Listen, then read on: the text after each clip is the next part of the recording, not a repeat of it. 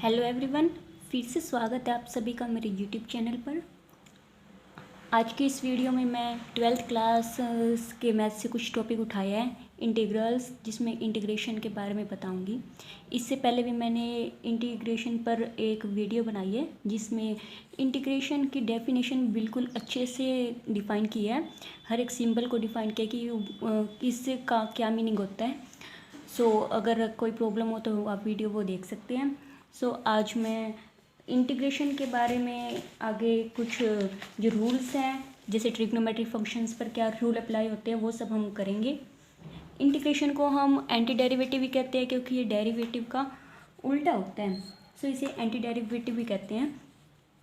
पहले देखिए, integration x की पावर एन का इंटीग्रेशन होगा एक्स की पावर ये इसके साथ डी एक्स हो रहेगा क्योंकि विद रिस्पेक्ट टू एक्स हो रहा है।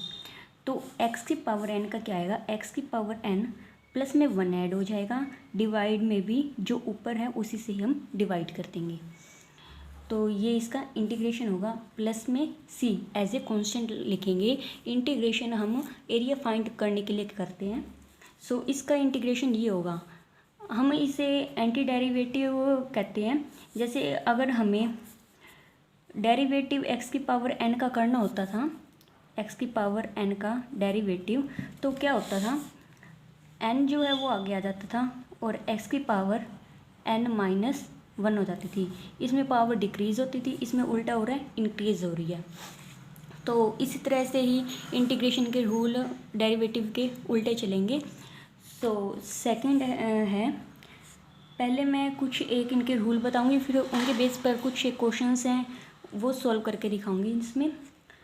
तो ट्रिग्नोमेट्रिक रूल से पहले एक देखो, कांस्टेंट, कोई भी कांस्टेंट नंबर है, अगर 1 है dx, 1 का अगर इंटीग्रेशन फाइंड आउट करना हो तो उसका इंटीग्रेशन x होता है और c एज ए कांस्टेंट आता ही आता है। अब बात यह है कि 1 का इंटीग्रेशन x क्यों होता है। देखियो, सबसे पहले 1 को हम क्या लिख सकते हैं, x की पावर 0, क्योंकि किसी की पावर 0 1 नहीं होता है, तो इसलिए इसको x की पावर 0 dx लिख दिया। और रूल क्या है कि 0 प्लस में 1 ऐड होता है, डिवाइड भी उसी से करते हैं, प्लस सी इम्प्लाइज तो वही हुआ, x प्लस सी वही आया, तो इसलिए 1 का जो इंटीग्रेशन है वो x होता है। थर्ड है ट्रिग्नोमेट्रिक रूल बता रही हूँ मैं। ट्रिग्नोमेट्रिक्स के बाद इनके ऊपर कुछ क्वेश्चंस करेंगे।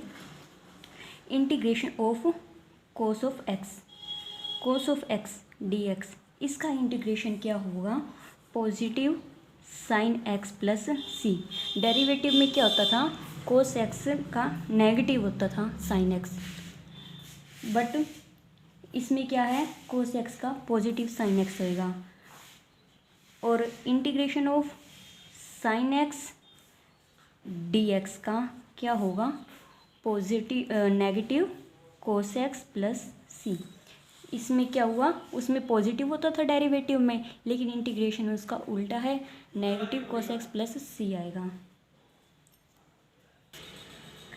आगे इंटीग्रेशन किसका निकालना है, secant x into tangent x dx, इसका इंटीग्रेशन क्या होगा, सीकेंट एक्स प्लस सी। वैसे सीकेंट एक्स का derivative secant into tangent x आता था, लेकिन हम सीकेंट इंटू टेंजेंट एक्स का इंटीग्रेशन को सीकेंट एक्स लिखेंगे, उसका उल्टा। And sixth, integration of cosecant x into cotangent x dx, इसका क्या होगा, माइनस के कोसिकेंट एक्स प्लस सी, यहाँ पर नेगेटिव आएगा। And seventh is integration of secant square x dx, secant square x का क्या होगा, tangent x. Derivative tangent x का डेरिवेटिव सीकेंट स्क्वायर एक्स होता था, लेकिन यहाँ सीकेंट स्क्वायर एक्स का integration tangent x plus C. Likewise eighth, cosecant square x का इंटीग्रेशन क्या होगा, नेगेटिव कोटेंजेंट एक्स प्लस सी।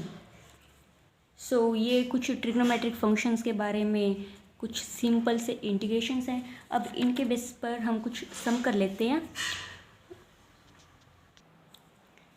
एक एग्जांपल लिया है, integration of cosecant x into cosecant x plus cotangent x of D x. इसका integration करना है। सबसे पहले हम क्या करेंगे, इसके साथ अंदर दोनों के साथ मल्टीप्लिकेशन करेंगे।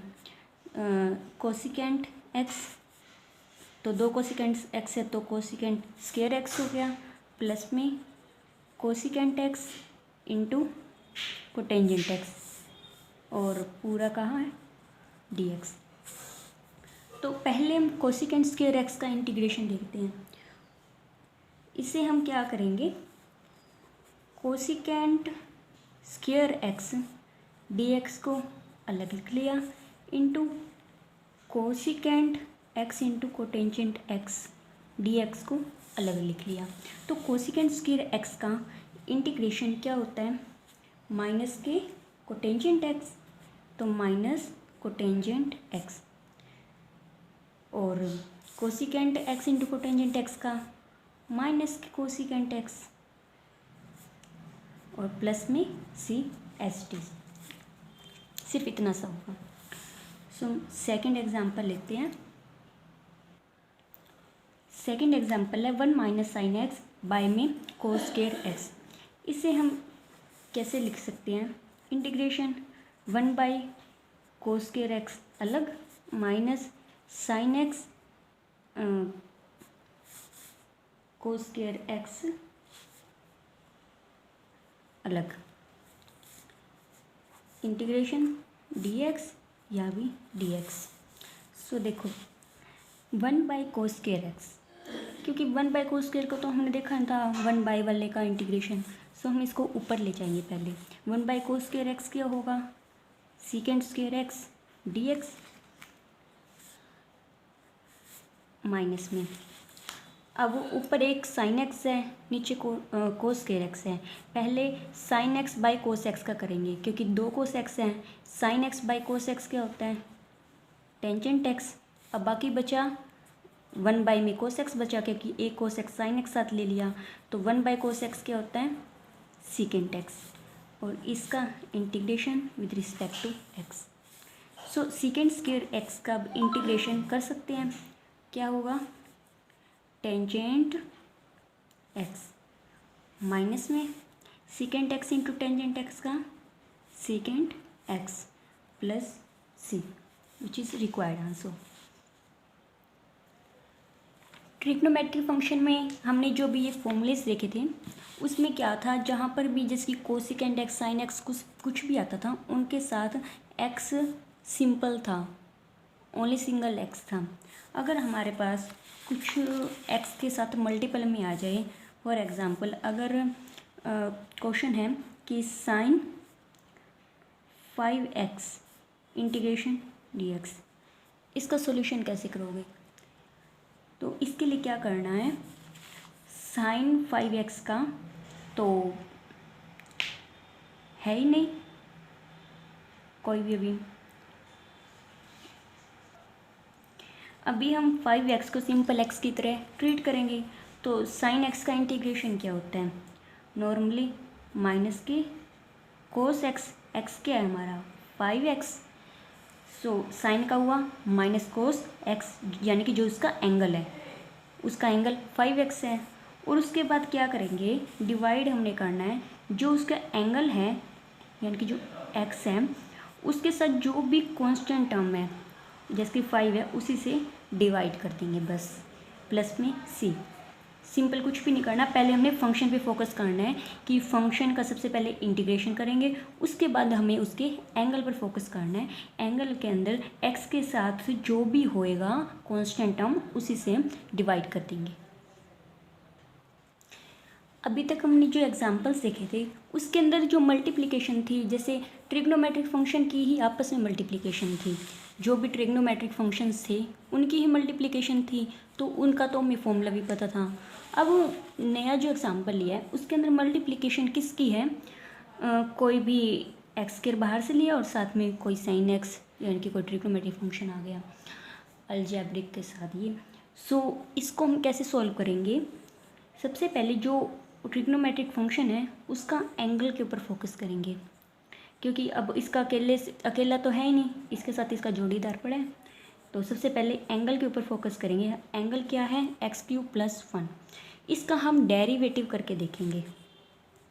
इसका डेरिवेटिव अगर करें तो क्या होता है? x³ + 1 का डेरिवेटिव, इसका डेरिवेटिव होगा 3x², सिंपल। और इसके साथ मल्टीप्लिकेशन में क्या पड़ा है? 3x², ठीक है, तो बात बन जाएगी। अब हमने क्या काम करना है? सिंपली इसका डेरिवेटिव अगर इसके साथ सॉल्यूशन में पड़ा है तो हम क्या करेंगे, ये तो समझाने के लिए था, अभी पुट कर देंगे। सब्स्टिट्यूशन मेथड कहते हैं इसे। x³ + 1 = t पुट करेंगे तो यहाँ से क्या बन जाएगा? 3x² dx = dt। बस इसी चीज़ को हमें यहाँ यूज़ करना है। तो यहाँ ये क्या बन गया इंटीग्रेशन में? देखो पहले तो इसकी जगह t पुट करना है, साइन t बन गया, ठीक है। और 3x² × dx, 3x² और dx बचा, इसकी जगह क्या पुट करना है? डायरेक्ट dt बन गया, सिंपल। तो अब इसका सॉल्यूशन क्या आ जाएगा? -k cos t + c। Again cos t की जगह, और यानी कि t की जगह क्या पुट कर देंगे? -k cos t की जगह क्या है? x², यानी कि x³ + 1, x³ + 1 प्लस में c। ये इसका सॉल्यूशन है। बिल्कुल इजी मेथड है, कोई भी प्रॉब्लम नहीं होती। इंटीग्रेशन बहुत इजी है, बस थोड़ी सी प्रैक्टिस की नीड होती है इसमें। अभी तक आपने देखा कि ट्रिग्नोमेट्रिक फंक्शन में सिंगल cos x का भी इंटीग्रेशन मिल गया, सिंपल sin x का भी मिल गया, ठीक है। अब इनके अलावा जो हमारे कोटेंजेंट x होते हैं, टेंजेंट x होते हैं, इनका इंटीग्रेशन क्या होगा? देखो अभी हमें 2 मिले हैं कि हम 2 सिंगल ट्रिग्नोमेट्रिक फंक्शन का इंटीग्रेशन फाइंड कर सकते हैं। अभी हमारे पास 4 बाकी हैं। 4 कौन कौन से हैं? सीकेंट x का, कोसिकेंट x का, टेंजेंट एंड कोटेंजेंट x का। इन सब का सिंगल में इंटीग्रेशन क्या होगा वो देखते हैं। इसका 9th में है integration of tangent x। Tangent x का इंटीग्रेशन क्या होगा? डायरेक्ट log मोड के अंदर सीकेंट x + c। टेंजेंट का log में secant x + c। 10th integration of cotangent x dx। तो लेट कर सकते हो, क्या हो सकता है? टेंजेंट का सीकेंट के साथ है रिलेशन, कोटेंजेंट का होता तो कोसिकेंट के साथ रिलेशन है, लेकिन इसके अंदर साइन के साथ है, mode of sin x + c। Okay, and 11th is integration किसका रह गया? सीकेंट x का, secant x dx। Secant x dx का इंटीग्रेशन क्या होगा? log ऑफ मोड, सीकेंट अकेला नहीं चलता, ये टेंजेंट को साथ लेके चलता है, तो secant x + tangent x plus में c तो आना ही आना है। तो ध्यान रखो कि सीकेंट है उसका वो अकेला नहीं चलेगा, टेंजेंट को भी साथ लेके जाएगा, लेकिन टेंजेंट भी सीकेंट को अकेला नहीं छोड़ सकती, इसलिए log को भेज दिया। ऐसे ही कोटेंजेंट भी अकेला नहीं छोड़ता, एक्चुअली कोटेंजेंट भी तो 1/टेंजेंट होता है, उसने भी log को भेज दिया। एंड 12th इज कोसिकेंट रह गया। कोसिकेंट x का इंटीग्रेशन क्या होगा? log of cosecant x minus cotangent x + c। इनके कोसिकेंट भी कोटेंजेंट x के बिना नहीं रहता, पर इनके बीच में थोड़ी लड़ाई रहती है, ये नेगेटिव लेके चलते हैं उसे, इनके बीच में नेगेटिविटी चलती है और इनके बीच में पॉजिटिविटी चलती है। ये हमारे कुछ फॉर्मूलाज थे, इनके ऊपर एग्जांपल्स आप ट्राई कर सकते हो बहुत इजी मेथड से। नेक्स्ट वीडियो में हम इसी टॉपिक को आगे बढ़ाते हुए चलेंगे। प्लीज़ चैनल को सब्सक्राइब, लाइक एंड शेयर जरूर करना, क्योंकि मैं अपनी यूट्यूब पर 12th क्लास की पूरी बुक यानी कि पूरी NCERT बुक को बट बेसिक को अच्छे से एक्सप्लेन करके डालूँगी वीडियोस। तो आप प्लीज़ शेयर करना। Thank you.